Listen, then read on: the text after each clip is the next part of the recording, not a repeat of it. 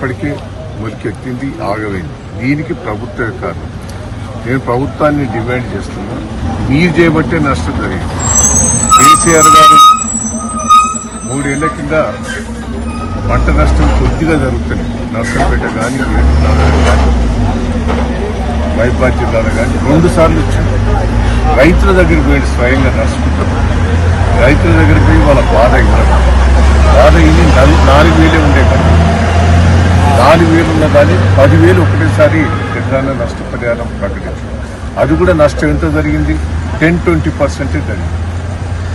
ఈరోజు రేవంత్ రెడ్డి గారి నిర్లక్ష్యం వల్ల, యూరియా బస్తాలు ఇవ్వకపోవడం వల్ల 15 రోజులు ఎక్కువ రోజులు అవటమైంది, దిగుబడి తక్కువ వచ్చింది, ఇబ్బంది పడ్డారు. నువ్వే కారణం.